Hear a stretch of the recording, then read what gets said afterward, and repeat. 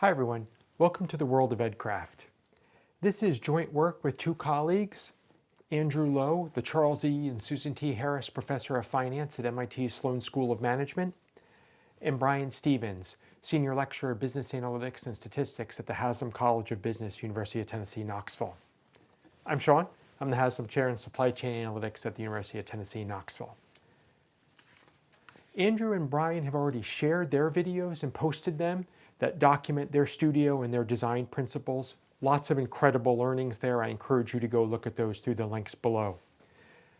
This is video 5 of my 6-video sequence where I want to share my learnings from teaching in this studio.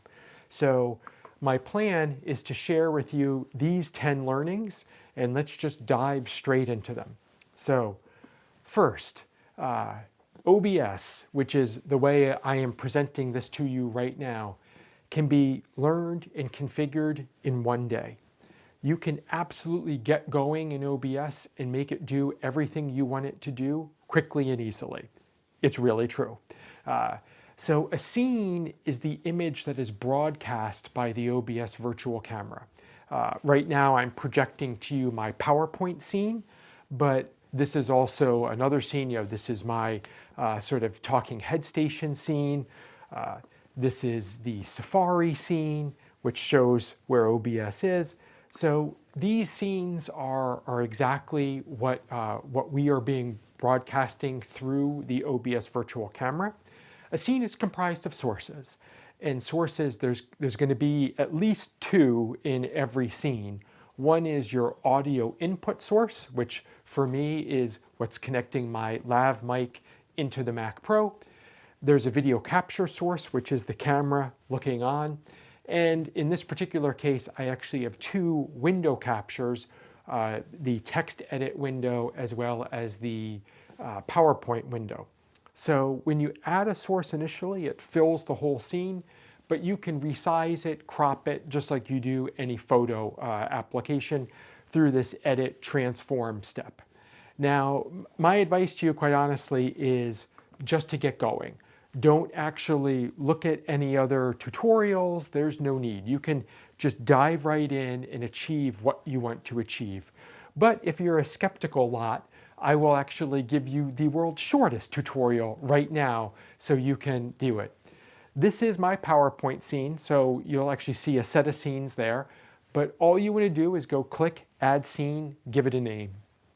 Once you've done that, then you move over to the sources, click on sources, and add your audio input, right? So for me, it's my MixPre 3. That's how I've labeled it because that's my audio input capture device. Label that as such. Then add your video capture device.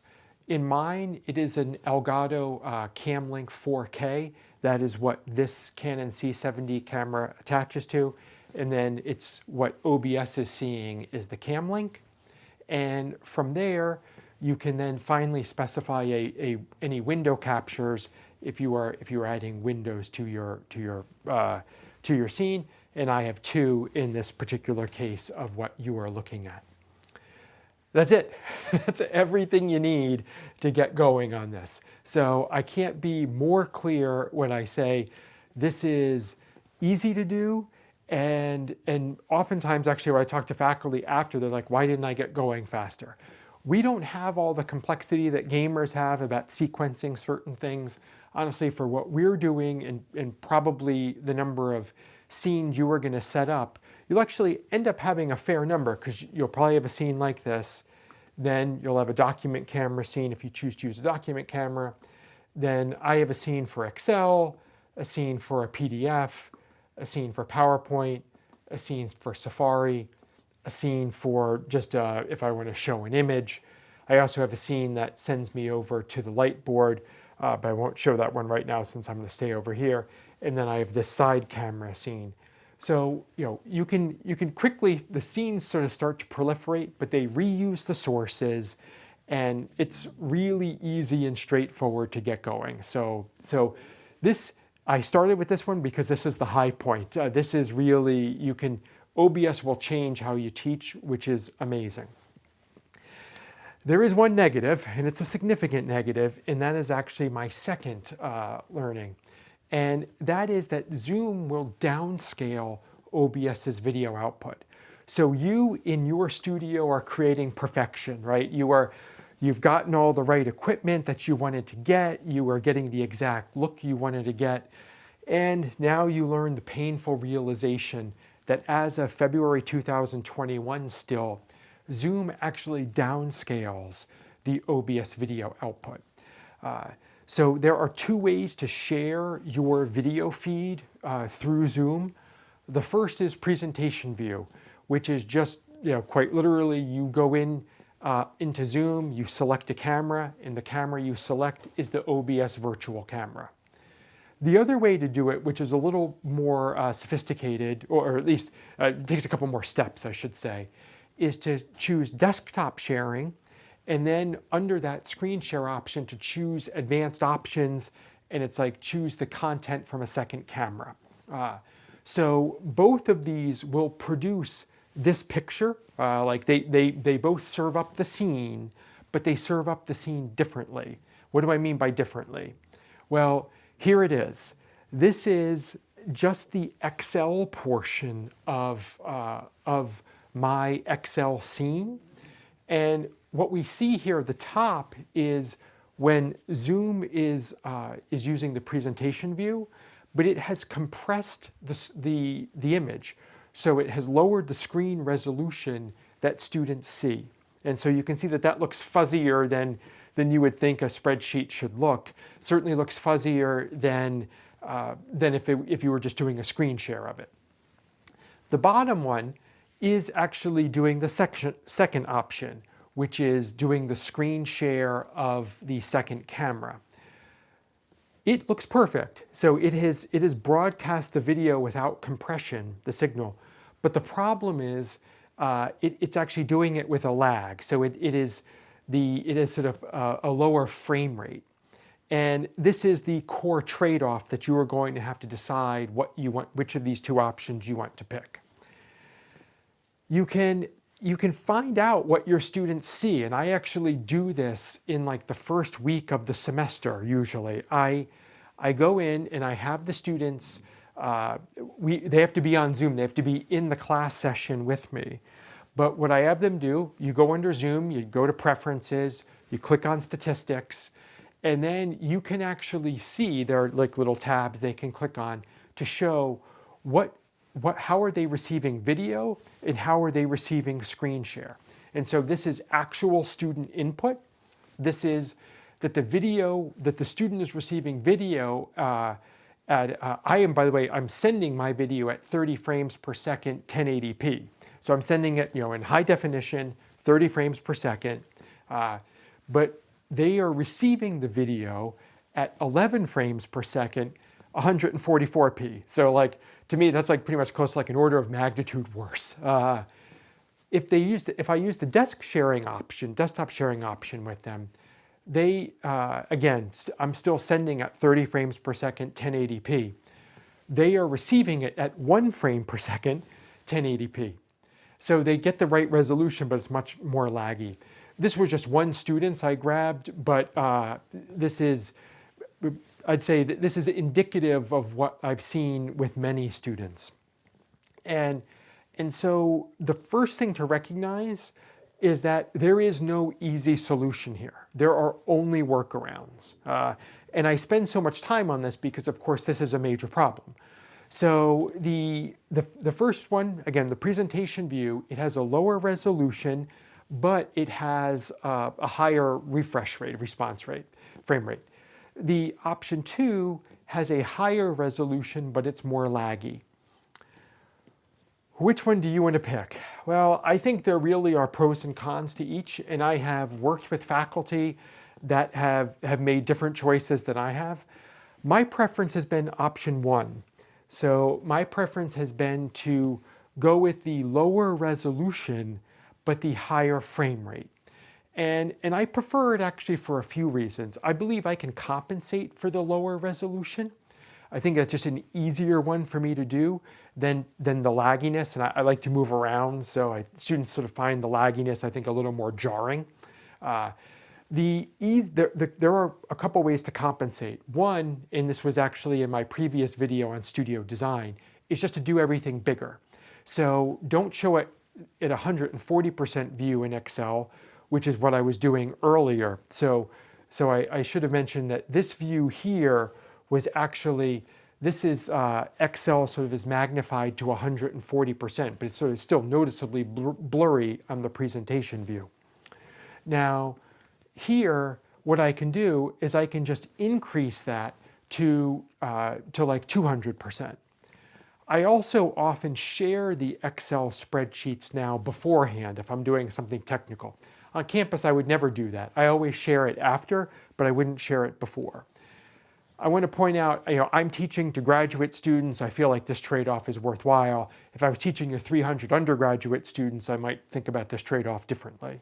But for me, the interaction with a set of students and keeping sort of the higher frame rate is worth it, and I can compensate for the blurriness in other ways. I can't eliminate the blurriness with the approach I take, but I can compensate for it. So that, to me, sort of encapsulates the good. You can get OBS going. The bad, you have to deal with this blurriness issue. Let's move back onto something positive. So the Stream Deck. So the Stream Deck is here.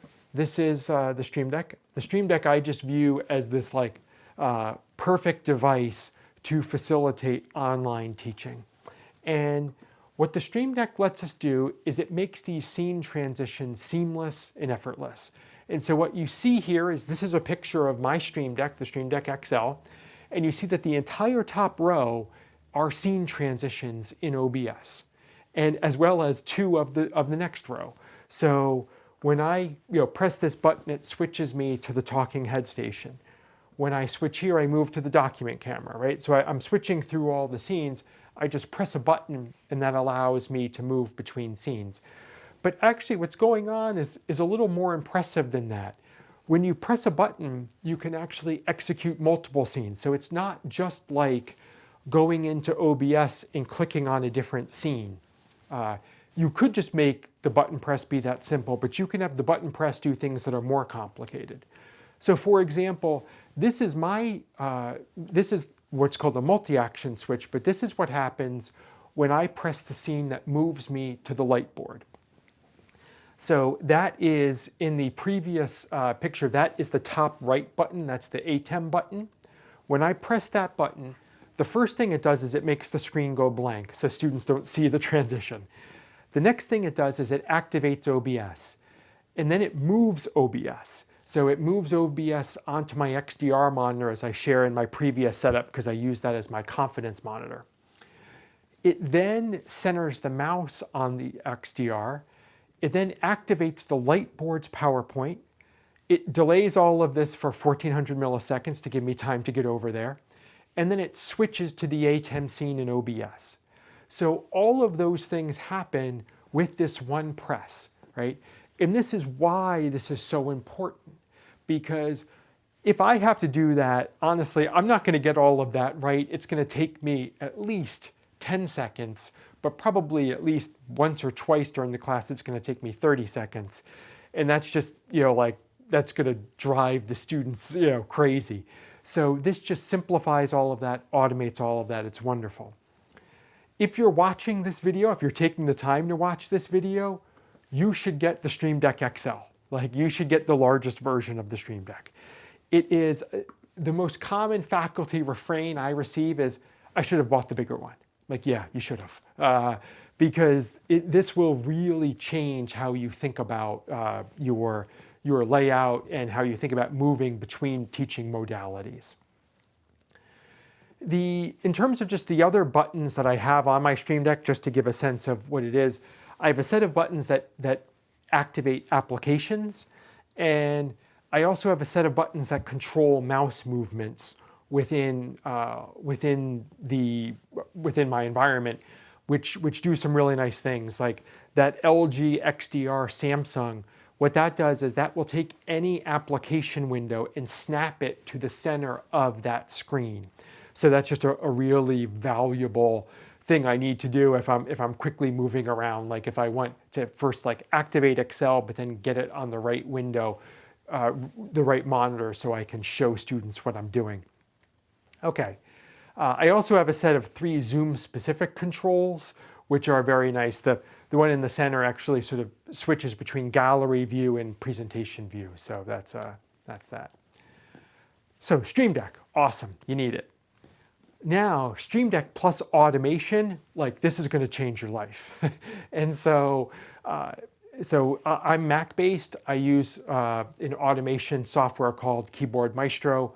I have to admit I've been a long-time Keyboard Maestro user, and it's an excellent package.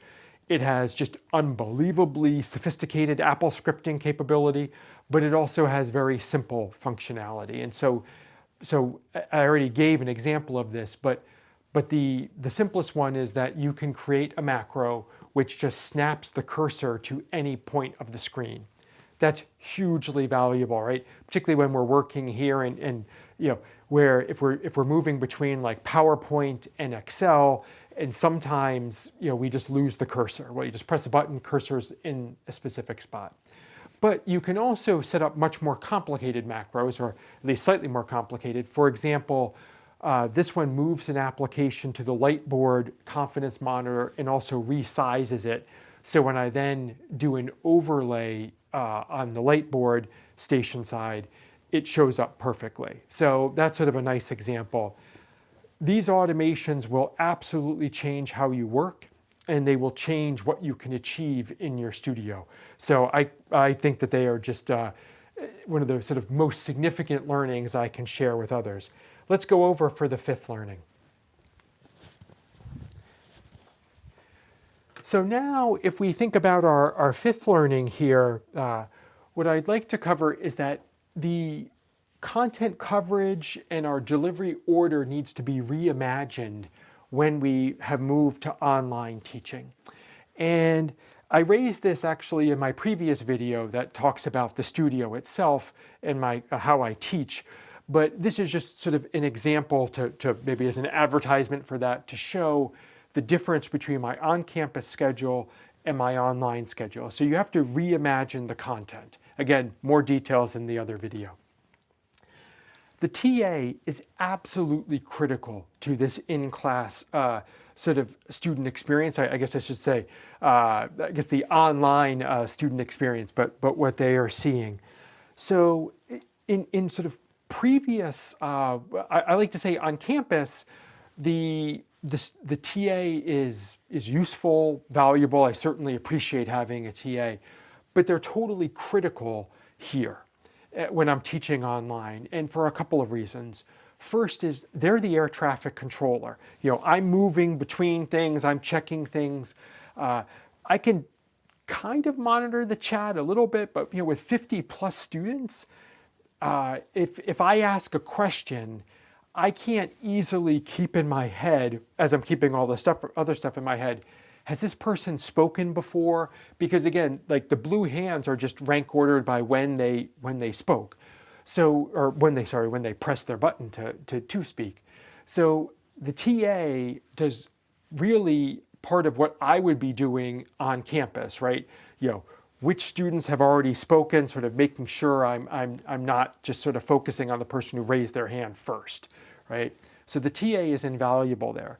The TA is also invaluable in sort of seeing who did we miss, because I guess I could go back and look at the videos afterwards, but that would be painful. So the TA actually sort of jots down like who tried to speak and we didn't get to them. The TA then has this great innovation where the TA would then send an email to the students letting them know that, hey, sorry we missed it. They'd copy me on it, and then I would follow up. So it just sort of a nice way to build more rapport with the students. So the TA just absolutely critical. I have been super fortunate now for multiple semesters to work with Mark Brennan, who's just been amazing for me. So I have to say, if everyone could get a great TA like Mark, it would make this whole experience much easier for them. Okay, for faculty, it's a tough one. We have to start fresh every day. What I mean by that is like we have to reboot the computer every day. You need to. I fully understand that for most faculty, their default modus operandi is if it's not broken, like don't touch it, right? So, but here, what's happening is, what in my experience, your the sort of computer won't crash daily, but if you don't restart it like every 3 or 4 days, you do get resource conflicts between like different USB devices. So even though these are all open standards, I absolutely run into resource conflicts that of course don't advertise themselves until I'm right in the class. Again, given what I've just said, some faculty are going to be like, well, I'm not going to start fresh every day. I'm going to start fresh every other day. Well, you'll have to do you. But for me, it makes sense just to start fresh every day so I know what baseline I have. Part of starting fresh every day is that I need to use a checklist. So this checklist is in the paper, so you can actually see it in more detail. This is more of an eye chart. But just to give a sense, there's just so many moving parts. I can't remember all the moving parts. And invariably, I forget one. Like I'll forget to turn these lights on for the light board, for example. So I have a whole set of checklist items.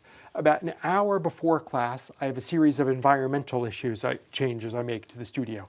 I move the shades, I sort of drop the curtains, I move things out of the shot. So I basically do all of those sort of basic things, mute devices and the like. Then the second set of things all relate to the Mac Pro.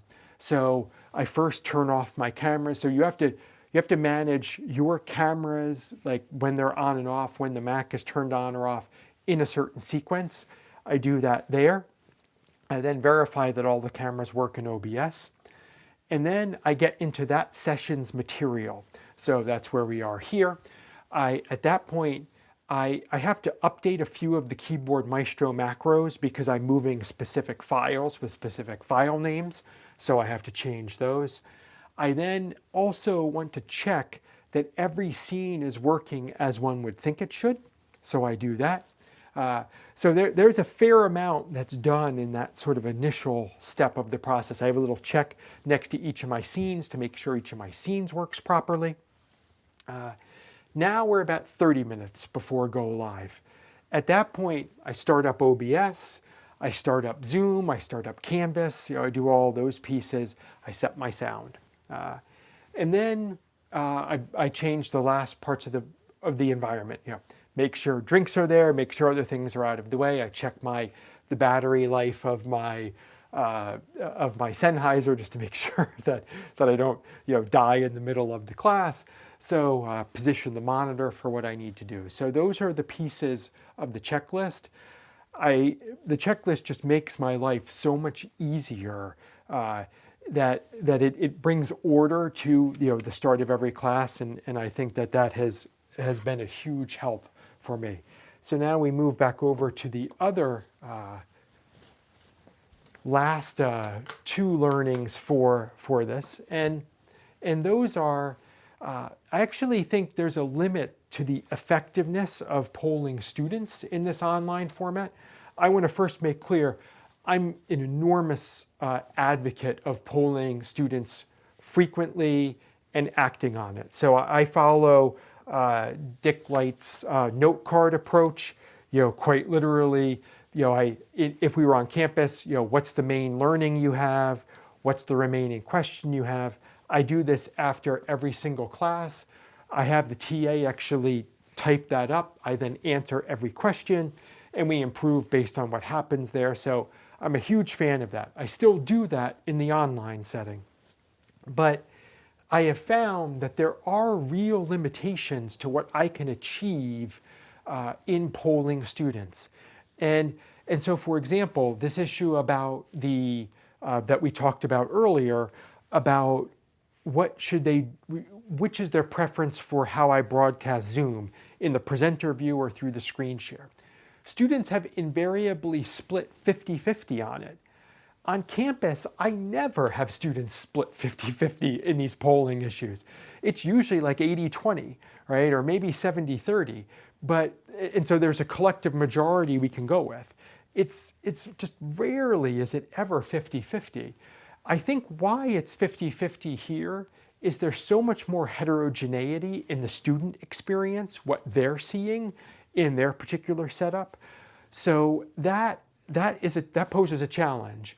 What I tell students with this challenge is that we're going to have to give whatever solution we pick more time.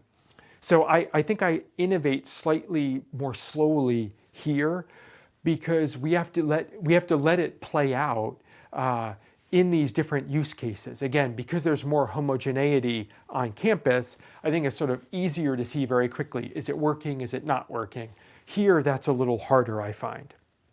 That said, there is student-led innovation, which is just awesome, and in my mind, incredibly inspiring. So as a specific example, just of what I have seen, and I know others have seen this too, but I have this big thing about, I want students to be in the moment. If they have a question, they should just fire away and ask it. So here, though, how that got slightly challenged is we would have blue hands, and the students would have their blue hands, and they would actually keep their blue hands up. And suddenly we'd spend like 10 minutes on it, and someone would be raising an issue that was had gotten stale. So students had this amazing innovation, which was to, when someone raised their hand, that they then, I selected someone, that everyone else lowered their hand. If they still had an issue, they should raise it again. But just that sort of cost of raising their hand would make them think a little more carefully about it, and that was really great. Another was the students wanted to reduce the size of the breakout rooms. I had 6 students in a breakout room. They wanted it to be 3 because they wanted students to interact with one another more. Why I initially had 6 was I wanted us to go through each breakout room's output. Like I wanted, to take what we did in there and share it with the rest of the class. And they were like, no, just, what we'd rather do is not see everyone's, but, and I, by the way, I sort of think I was pretty good about that. Like if it was redundant with someone else's, we sort of skipped right over it. But they didn't even want that because they wanted more opportunity to connect with each other.